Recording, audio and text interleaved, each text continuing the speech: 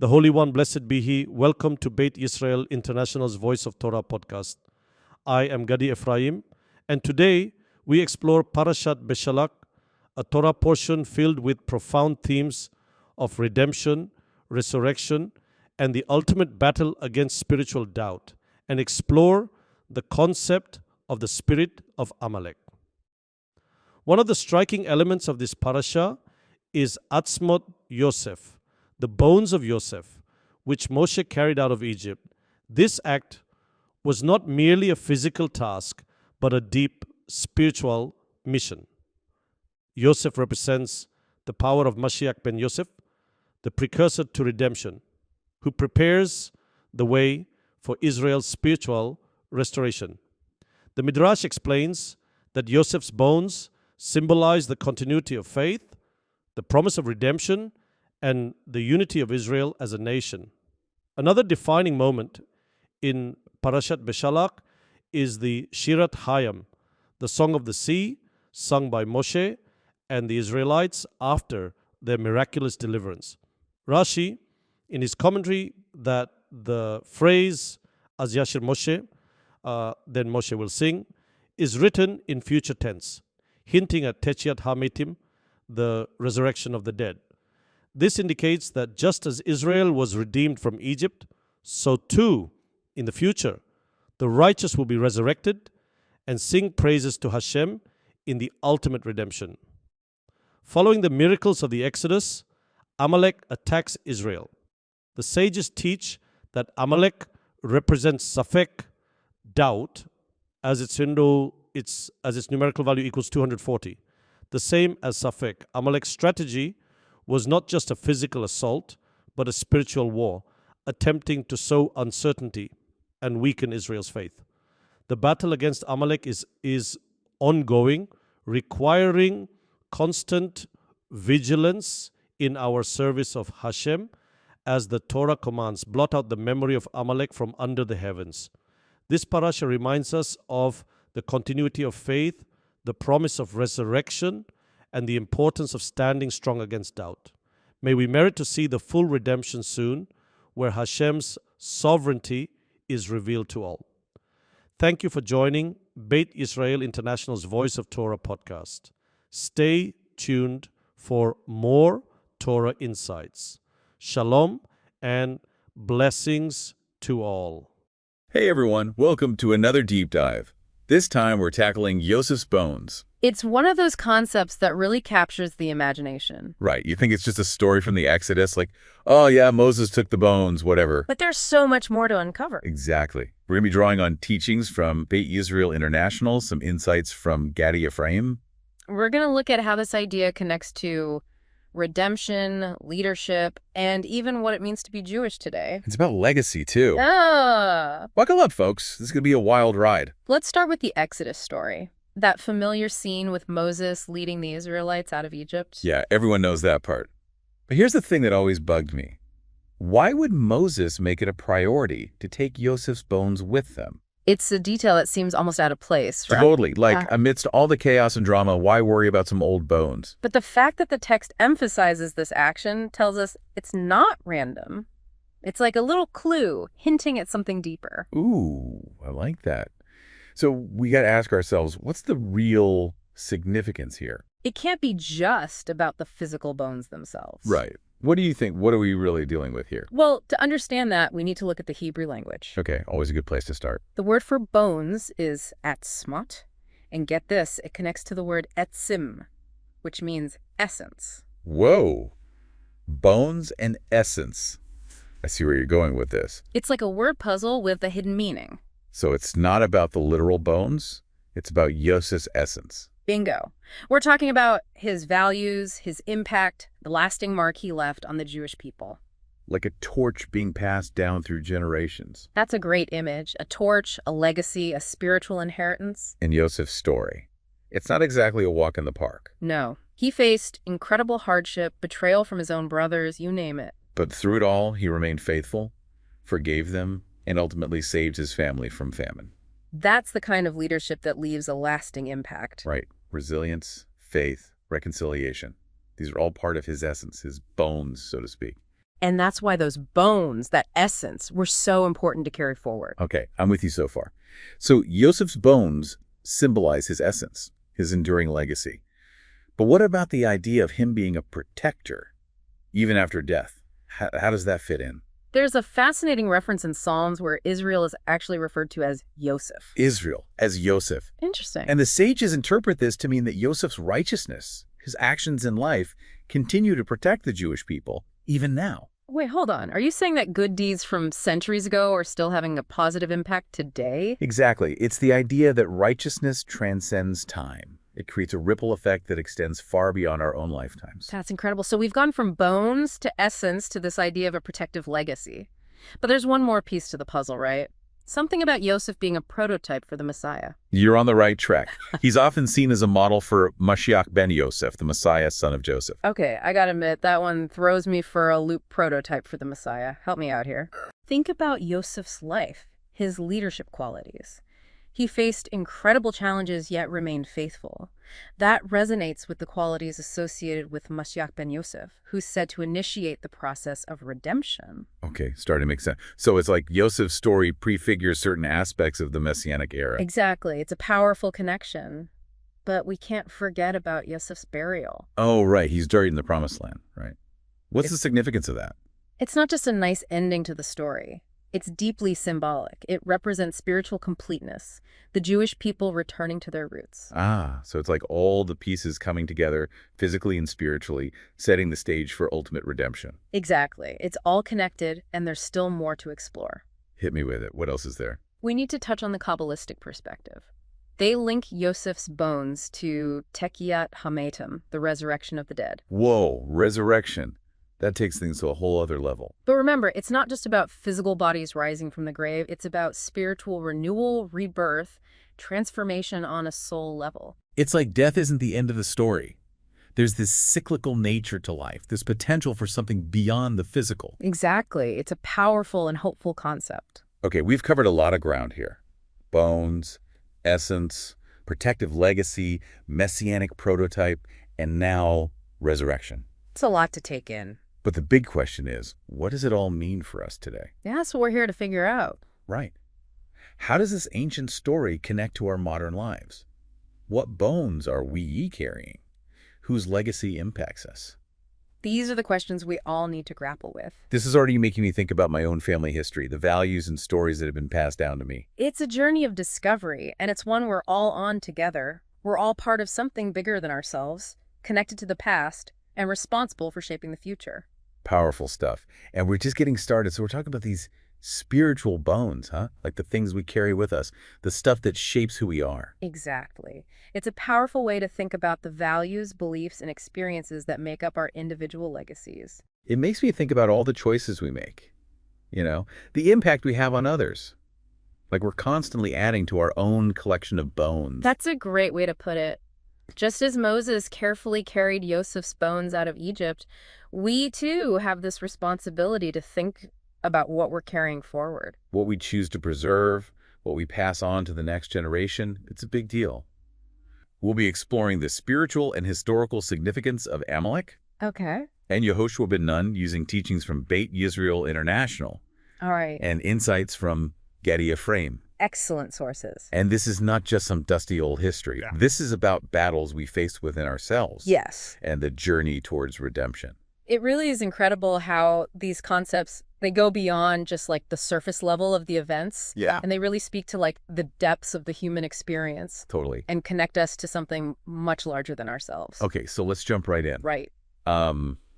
We all know about Amalek's attack on the Israelites after the Exodus. Yeah, that classic story of just like unprovoked aggression. Right, like where did that come from? Exactly. But our sources here suggest that there's a much deeper Oh, for sure. symbolic meaning to Amalek. Absolutely. Sources like the Midrash, Talmud, Kabbalah, and Chassidut. Wow. They all point to this deeper understanding. Okay. And Amalek is not just a historical bad guy. Right. He represents doubt, spiritual rebellion, Uh-huh. those forces that try to undermine faith and unity. Like the ultimate buzzkill for spiritual growth. You could say that, yeah. So how does this ancient figure relate to us today? Well, think of it this way. The doubt and negativity that Amalek represents. Yeah. It isn't just some external force. Right. You know, it's an internal struggle we all face. Every time we question our beliefs or we give in to cynicism or let fear hold us back, we are battling our own inner Amalek. I can definitely relate to those feelings. Sure. But if Amalek represents this internal struggle, Yeah. how do we fight back? That's where the Vilna Gaon comes in. Okay. He was a prominent Jewish scholar. Right. And he provides this framework for understanding this battle. Okay. He talks about fighting Amalek on 3 levels. In the heart, in the spirit, and in the nation. It's like a multi-dimensional battle. It is. Tell me more about these 3 levels. The first level, Amalek of the heart, Okay. is that inner struggle against doubt and negativity we Yeah. were just talking about. Yeah. It's about quieting that inner critic and strengthening our faith. Okay. The second level, Amalek of the spirit, involves overcoming the things that block our spiritual growth. Interesting. Think about distractions, apathy, anything that prevents us from connecting to something larger than ourselves. Like getting so caught up in daily life Yeah. that you lose sight of the bigger picture. Precisely. And then that third level, Amalek of the nation. Okay. It involves external enemies or challenges that threaten the purpose and unity of a community or a people. So that could be anything. It could. From historical persecution Yes. to modern-day forces that try to divide and weaken. Exactly. This reminds me of the story of Moses raising his hands during the battle against Amalek. Oh, yeah. When his hands were up, Israel prevailed. When they fell, Amalek gained ground. Right. What's the deeper significance there? You're right to connect those ideas. Yeah. It's not just a dramatic image. Right. The sages interpret this as a powerful metaphor for the importance of prayer, spiritual strength, and unity I see. in overcoming challenges. Right, because they understood that staying spiritually connected Yes. and supporting each other was key even back then. Yeah.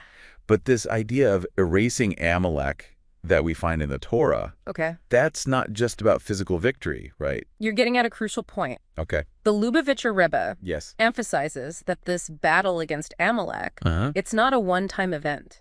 Right. It's an ongoing spiritual struggle for every generation. I see. He sees Amalek as representing those forces that resist divine revelation and unity. So erasing Amalek becomes about more than just physical victory. Way more. It's about actively eradicating apathy, doubt, and negativity, Right. both within ourselves and in the world around us. It is. It's about cultivating faith, Yeah. contributing to a world that's more unified and spiritually aware. For sure. So this battle is both internal and external, Yes. and it's something we're all a part of. Uh-huh. But if we're constantly battling this Amalek, Right. where's the hope? It's a great question. Where's the light at the end of the tunnel? And it leads us to the concept of redemption. Okay. The idea of a future where these spiritual barriers are removed and God's truth is fully revealed. And this is where Yehoshua ben Nun enters the picture. Exactly. Yehoshua, Moses' successor, That's right. the leader who brought the Israelites into the Promised Land. Yeah. I have a feeling we're about to connect some dots here. You are. Beit Yisrael International, guided by Gaddi Efrayim's teachings, Uh-huh. they present a fascinating interpretation of Yehoshua. Okay. They see him as continuing the mission of Mashiach ben Yosef. They highlight the intriguing fact that both Yehoshua and Yosef died at the age of 110, Wow. hinting at this shared destiny. That's a fascinating parallel. But remind me, who is this Mashiach ben Yosef? Right. I'm familiar with the idea of the Messiah, Yeah. but not this specific figure. So in Jewish tradition, the Messiah isn't just one figure. Oh, okay. There's Mashiach ben David, Okay. the more well-known Messiah, Yeah. who ushers in an era of peace and justice. Got it. And then there's Mashiach ben Yosef, Okay. who plays a crucial role in preparing the world for that ultimate redemption. So it's like a two-part harmony, Yes. each playing a distinct Yeah. but essential role. Exactly. But what's the connection to Yosef? Well, you remember Yosef from the Bible. Of course, the ultimate comeback story. Yeah, he was sold into slavery, Right. but eventually rose to power in Egypt. Yeah. Saved his family from famine. And embodies resilience, forgiveness, Yes. the ability to turn adversity into triumph. All qualities deeply aligned with the mission of Mashiach ben Yosef. And here's where it gets really interesting. Yeah. Moshe carried Joseph's bones with him during the Exodus. Right. It wasn't just about fulfilling Joseph's burial wish. No. It's seen as a symbolic transfer of his spiritual essence to Yehoshua. A passing of the torch. So Moshe carrying Yosef's bones. Yeah. It wasn't just a burial request. No. It was passing the torch of leadership and responsibility for Tikkun, Yes. repairing the world, to Yehoshua. Right. But how did Yehoshua embody this Mashiach ben Yosef energy? Well, think about their roles. Okay. Yosef sustained Israel in exile, providing physical and spiritual nourishment during immense hardship. And Yehoshua? Yehoshua led them in conquering the land and establishing a spiritual foundation in their homeland. So Yosef preserves? Yeah. And Yehoshua establishes, both both preparing the way for Mashiach ben David, the ultimate redeemer. This is getting deep. We're talking about spiritual legacies, cosmic battles, and the path to redemption. It's a lot to unpack. And we're just getting started. Right. Let's take a deeper look at Yehoshua's mission. Okay. And it's a connection to that fight against Amalek in the next part of our deep dive. Sounds good. Welcome back to our deep dive into the world of Amalek and Yehoshua. Yeah, if you're just joining us, we're exploring the battle against doubt, the role of spiritual leadership, and the path towards redemption. Absolutely, and we're using some pretty incredible sources. Oh yeah, for sure. From Jewish mystical thought. Incredible. And we just left off discussing the idea of Yehoshua as a prototype for Mashiach ben Yosef. Yes. Carrying on the spiritual legacy of Yosef himself. It's fascinating. Really is. How this connects to a larger narrative of preparing for redemption. It's like a cosmic relay race. Oh, I like that. Passing the torch from Yosef to Moshe to Yehoshua, ultimately leading towards a more redeemed world. That's a great way to think about it. And our sources emphasize this connection. Okay. They point out that Yehoshua, just like Mashiach ben Yosef, faced a twofold battle. Against the physical enemies of Israel and against the spiritual forces that tried to undermine their faith and unity. So battling external foes and internal demons at the same time. It's a lot. That sounds incredibly challenging. It definitely wasn't easy. Yeah. But Yehoshua's unwavering faith and determination, his commitment to Moshe's teachings, and his ability to inspire the people are qualities that make him such a powerful model for us today. So he shows us how to face challenges head on. He does. Okay, so he's a warrior leader, but also a spiritual guide. What can we learn from his approach to leadership that's relevant for us today? Well, one thing that really stands out is his focus on preparing the ground for lasting change.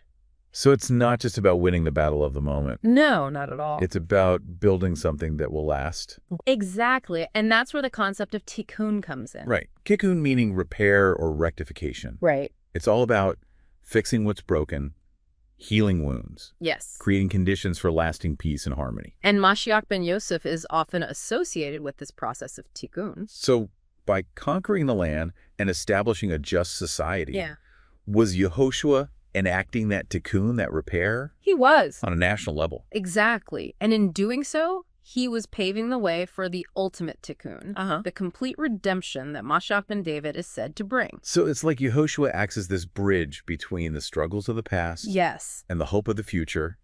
He's fighting Amalek on the ground. Right. But he's also building towards a more redeemed world. Beautifully put. Thank you. And this brings us to a really important point. Okay. The battle against Amalek. The fight for spiritual clarity and unity. Right. It's not a spectator sport. No. It's an active process that requires each of us to participate. Okay, I love that. But what does that look like in practice? Well, how can we be modern-day Yehoshuas, fighting our own Amaleks, contributing to this tikkun process? Well, it starts with recognizing that the battleground is often within ourselves. So it's inner work that then leads to outer action? Exactly. We need to do that inner work to purify our own hearts and minds.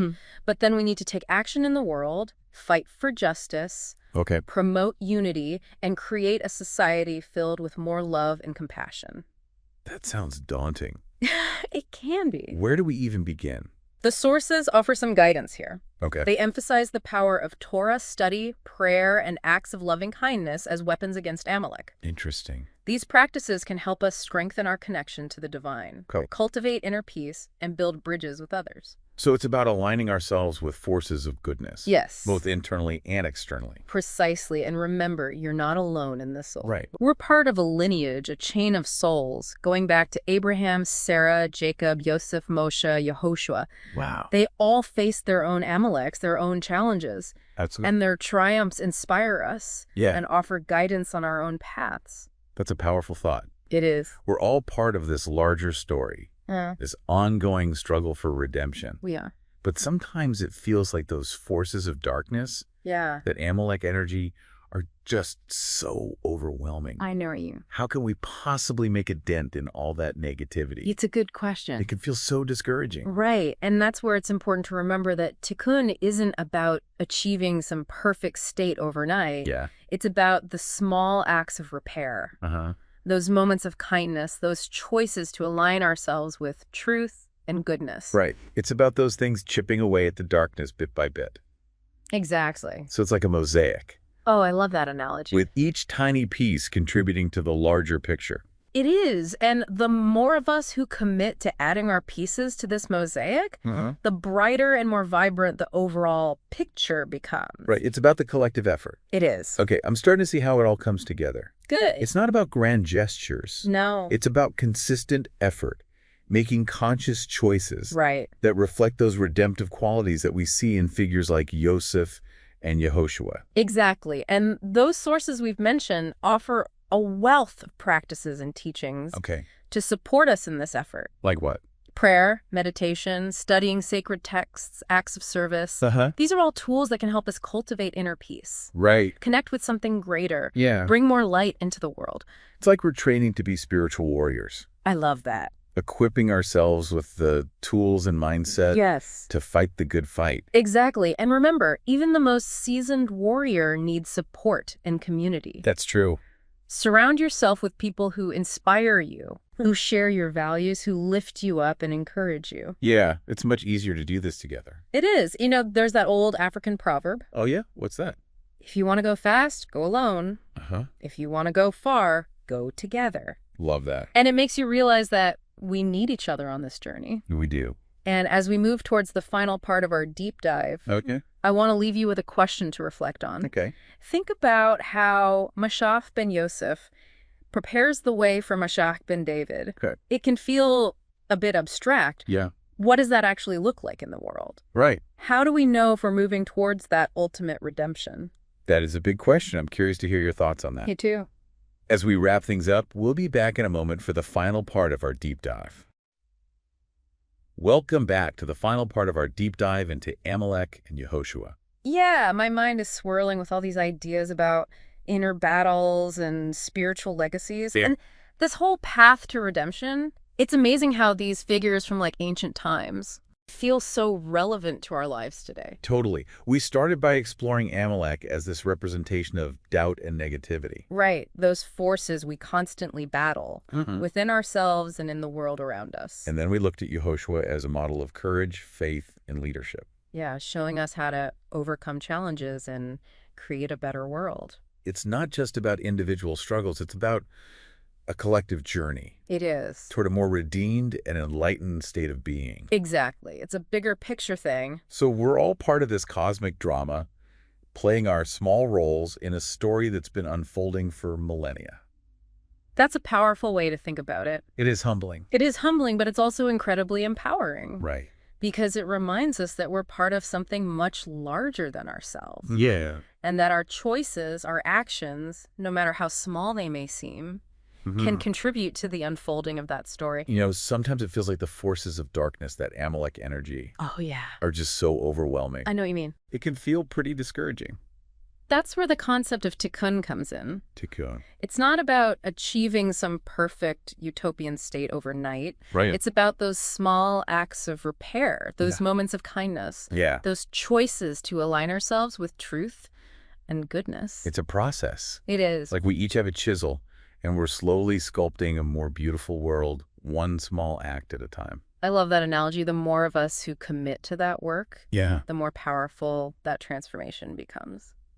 We left off last time talking about how Mashiach ben Yosef prepares the world for Mashiach ben David. All right. How do you think that process plays out in like a practical way? Well, it's easy to get lost in the abstract ideas. Totally. I think for me, it comes back to embodying those qualities we've been discussing. Like what? The courage to fight our own inner Amaleks, the faith to keep striving for a better world even when things feel dark, and the willingness to lead with compassion Yeah. and build bridges of understanding. Like Yehoshua building a just society in the promised land.